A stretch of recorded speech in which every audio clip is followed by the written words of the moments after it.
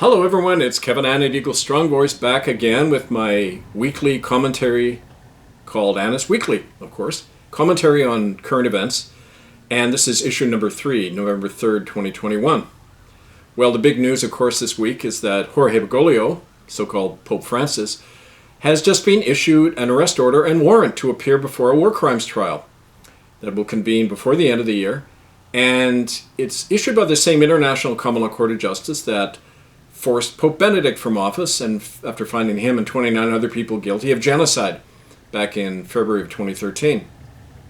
So I thought it was only appropriate today to give some background and commentary on that, and why a U.S. president would rush to Rome to adulate the accused war criminal, and why an Aboriginal politician whose hands are filled with blood on the west coast of Canada is now going to court himself. Well, I thought appropriately enough the quote for the week should be that from Archbishop Raymond Roosin in Vancouver, who said in 2007, "Faith does not require great intelligence." Part 1 is entitled, "Stick This Up Your Vatican Bank." Beatifical Bergie has a bounty put on him. Well, Terry Glavin, who calls himself a credible Canadian journalist, was a friend and a former high school buddy of mine. That is until March 17th, 2007.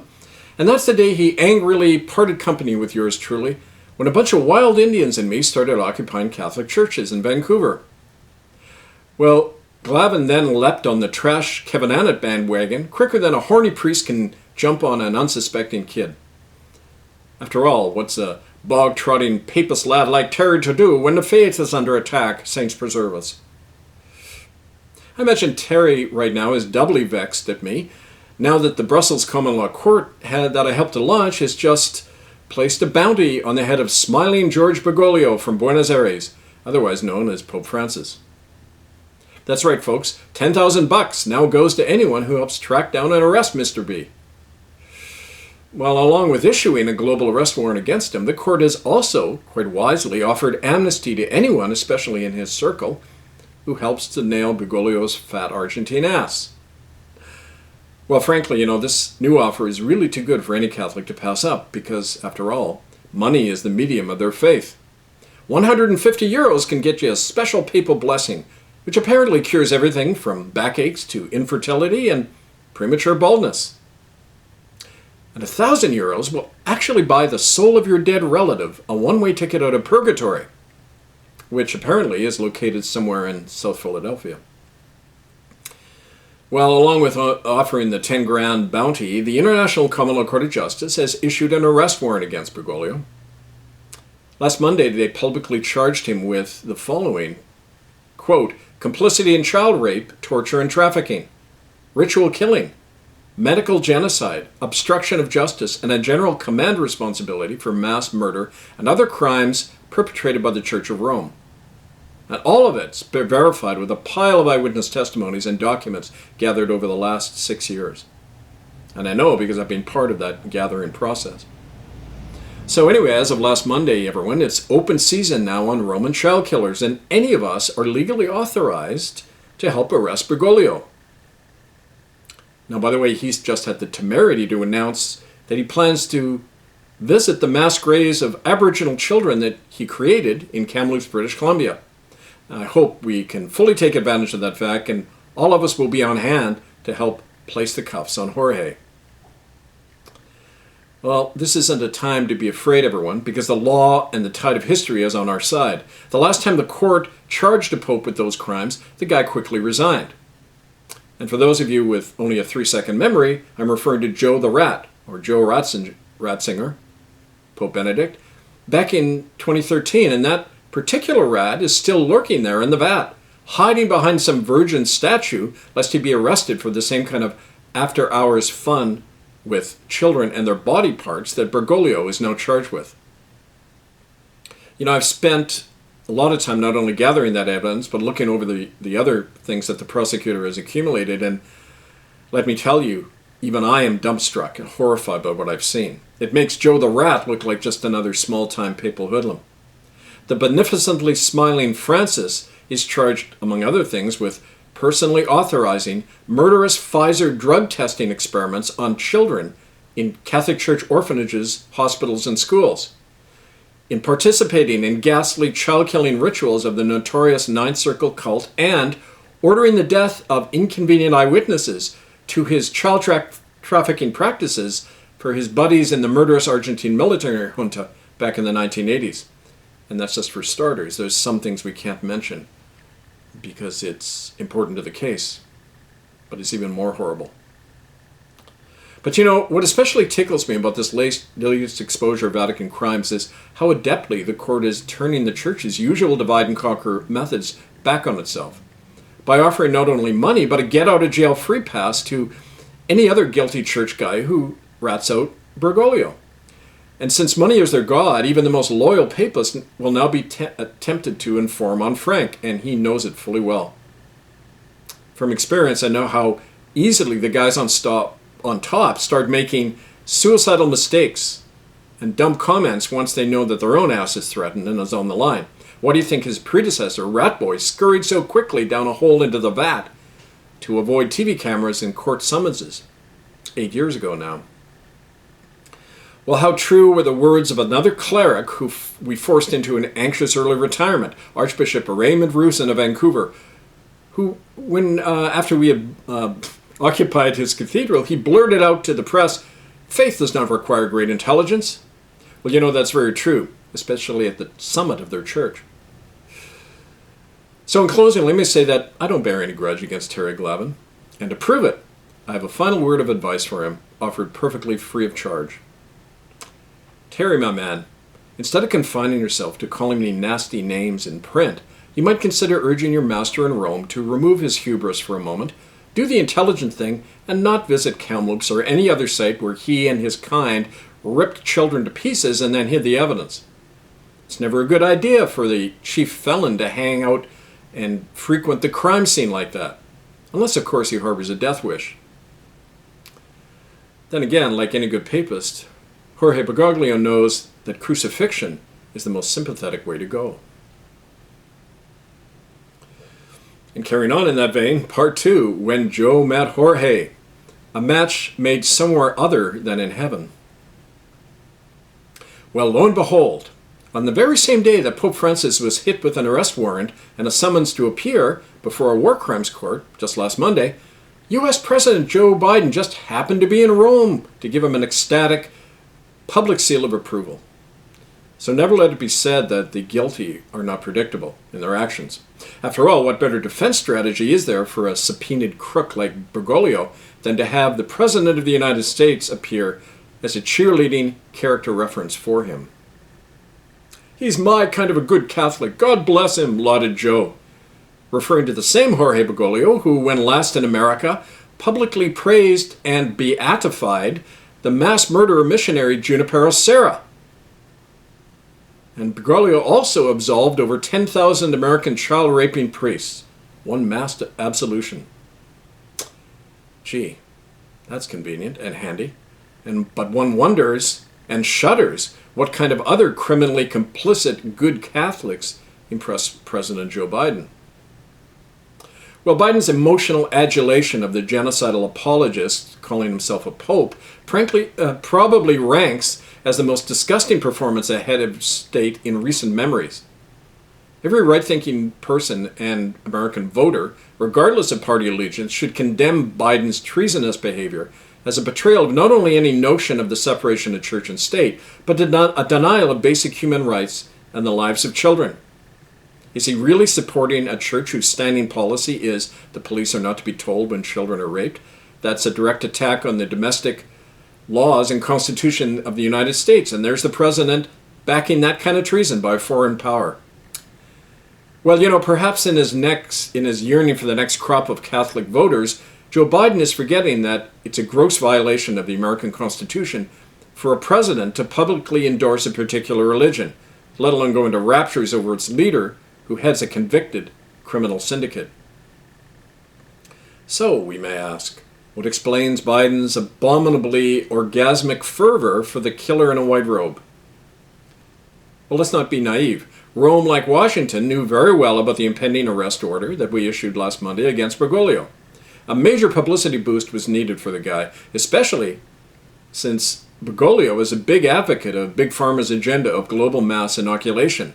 Recently, the Pope announced that every human being has a moral responsibility to be injected with the COVID vaccine, and that a single political authority must impose the shot on everyone. Did somebody say one world government? Well, as a major investor in Pfizer and other COVID companies, the Vatican, like the US government, is hungry for those quarterly earnings. And Joe and Jorge are both strong advocates of the corporate one world government and religion espoused by Agenda 2030. But equally important, let's not forget the geopolitical situation. The Vatican is increasingly moving into the Chinese sphere of influence, indicated by the signing in September of an unprecedented agreement that allows the Beijing government to work with Rome to decide who the Chinese Catholic bishops are going to be. That's never happened anywhere before in the world. The Vatican Bank, as well, is increasingly underwriting Chinese industry and military hardware, and in return has just received over $2 billion in a nice donation from, guess who? The Chinese government, according to a former government insider named Guo Wengge. Obviously, Rome's cozying up to China has Joe Biden word enough for him to act so slavishly towards Bergoglio. Well, unfortunately, these facts only skim the surface of what's transpiring on the Seven Hills of Rome, and they don't fully explain the president's near worship of Bergoglio. Something much more heinous is at work. Frankly, Biden's sycophantic conduct is hauntingly similar to that of the controlled presidential hopeful in the movie The Manchurian Candidate, whose behavior is turned on and off like a light switch by his corporate handlers. But in Biden's case, the string puller bears a more explicit title. But perhaps the obscenity of the American head of state fawning in servility before the father of lies in Rome will shock more of us into awareness and outrage towards what murders the innocent behind the mask of pseudo-Christianity. At the end of the day, it is before much more than a worldly court that Jorge Bergoglio and his accomplices will stand and be judged. Because in reality, they've already been judged and found guilty by that eternal source before which the world's rulers are mere dust, be they pope or president. But none of us dare, we cannot dare to rest on such a cosmic assurance, for because right tonight, at this very moment, children will die horribly, and are dying horribly, at the hands of church and state and its ninth circle cult, and the thing that rules all of them. Is it nothing to you? And part 3. A rotten apple finally falls. Ed the Enforcer John stands trial in Canada's killing zone. Well, when I read the news last week that Chief Ed John had been charged on only a single count of rape in a British Columbia court, I felt the way that people in Chicago must have when the mega gangster Al Capone was finally arrested, but then tried merely for tax evasion. Or perhaps a better analogy is when Canada's child slaughtering churches were accused of simply abusing them, and then were exonerated. Because Ed John has a lot in common with Al Capone and genocide. I first heard Ed's name many years ago when one of his minions grabbed me by the throat and threatened on his behalf to kill me. It happened on the opening day of the first and only independent tribunal into the Canadian Indian residential schools in June of 1998. I had helped organize that Vancouver tribunal, and I was kind of standing innocently at the back of the hall when suddenly a very large native man named Dean Wilson came up and informed me that if I kept looking into missing and murdered Aboriginal children, Ed John would have me whacked. And he did so with his very large hand, squeezing the breath out of me.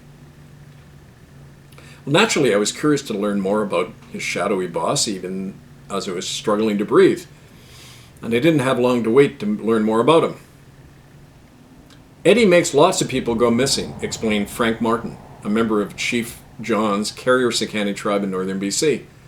Frank had just given a statement to our tribunal that same day about the child trafficking and disappearances in his hometown of Burns Lake along the infamous Highway of Tears, where so many Native families go missing and have gone missing for decades.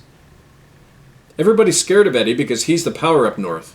He grabs and sells the kids on our reserve and does the dirty work for the feds and companies like Elcan to get our land. My wife Helen's uncle was killed by Ed John's men when he wouldn't hand over his trap line to him. Well, as Balzac observed, the greater the fortune, the weightier the crime. Ed John was for many years the wealthiest and most influential government-run Indian chief in Canada. He headed the provincial First Nations Summit, served in the provincial cabinet, and eventually became Canada's unofficial Aboriginal ambassador at the United Nations, as well as sitting on some major corporate boards with strong links to China. But Ed's criminal underbelly kept bloating the higher he climbed, and it kept butting into me the deeper I dug into dead Native children.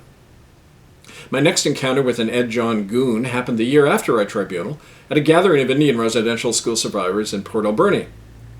A local band council Indian named Ron Hamilton, who made other survivors run for cover when he walked into the room, informed one of them, Harry Wilson, that he would be, quote, found floating face down in the water if he gave testimony about the dead girl he found one morning in 1967 outside the United Church's Alberni Residential School. Hamilton was speaking for Eddie, he informed Harry, and that was enough to silence Harry Wilson.